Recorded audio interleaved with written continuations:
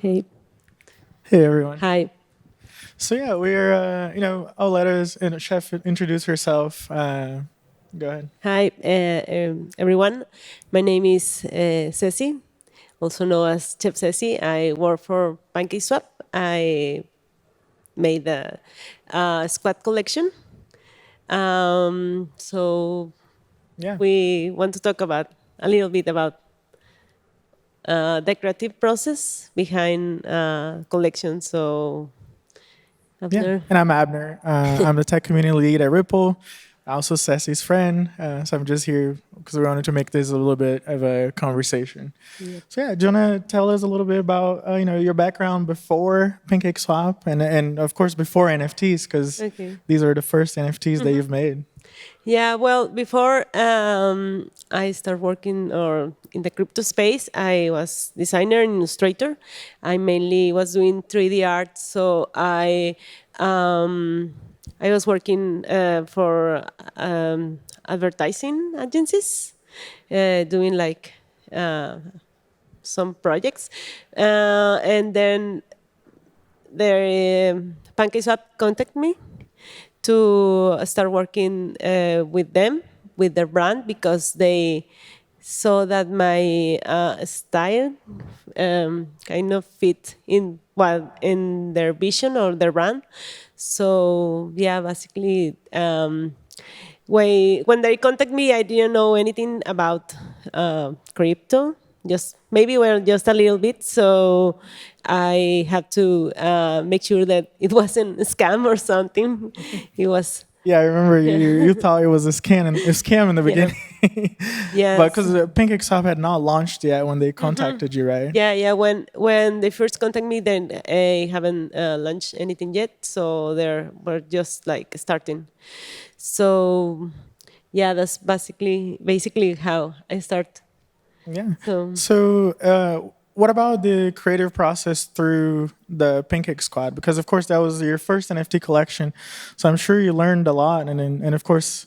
A lot of people are interested now because it's become such a big collection, and of course you sold out in 5 seconds, and it's done $50 million in traded volume so far, the biggest collection on BNB chain. So how was that process for you?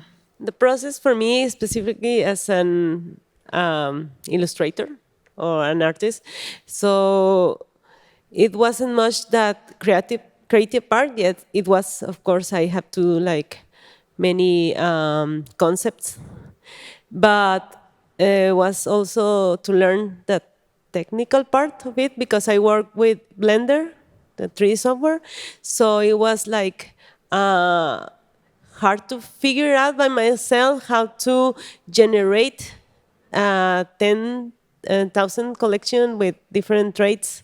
So I have to like research a lot, ask a friend how I can do it. At that time, I didn't have like a very nice computer where I can render all this because it takes like too much. So I had to kind of like make some materials that can I render separately, and make like PNGs and then generate the NFTs outside of the of sort of Blender.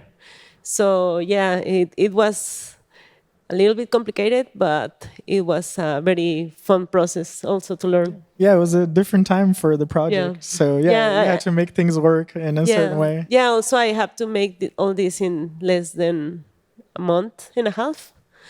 So Yeah, that's awesome. Yeah, I love your collection. I'm a big fan of your stuff.